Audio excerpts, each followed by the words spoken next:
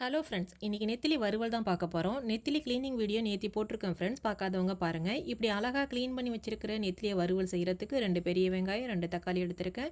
வெங்காயத்தை தலையும் வாலையும் வெட்டிட்டு தோலை உரின்னு உரிச்சிட்டு வாஷ் பண்ணிவிட்டு பொடியாக நறுக்கிக்கணும்.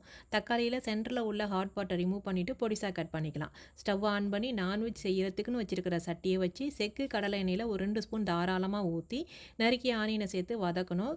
கண்ணாடி பதத்துக்கு வந்தோன்னே நறுக்கிய தக்காளி சேர்த்து தக்காளி வதங்க கொஞ்சமாக உப்பு சேர்த்து நல்லா மசிய வேக வச்சு குழம்புத்தூள் ஒரு 2 ஸ்பூன் போட்டுக்கலாம். சூப்பராக க்ளீன் பண்ணி வச்சுருக்கிற நெத்திலியை சட்டிக்குள்ளே கொட்டி அரிசி கழுவின 2வது தண்ணியை ஊற்றி உப்பு போட்டு நல்லா கலந்து விட்டு மூடி போட்டு வேக வைங்க. இந்த கழனி தண்ணி சேர்க்கறதுனால கருவாடு ஸ்மெல்லே இருக்காதுங்க. ஃப்ரெஷ் நெத்திலி மீன் வறுவல் சாப்பிட்ற மாதிரியே அட்டகாசமாக இருக்கும். நீங்களும் ட்ரை பண்ணி பாருங்கள். சமைச்சு சாப்பிட்டுட்டு கமெண்ட்ஸ் பக்கமாக வந்து நல்லா இருந்துச்சுன்னு சொல்லிட்டு போங்க. இந்த நெத்திலி வறுவல் பழைய சாதத்துக்கு அடிபொலியாக இருக்கும். சாம்பார் ரசம் சாதத்துக்கு பெஸ்ட்டு காம்பினேஷனாக இருக்கும். சேனலை சப்ஸ்கிரைப் பண்ணுங்கள்.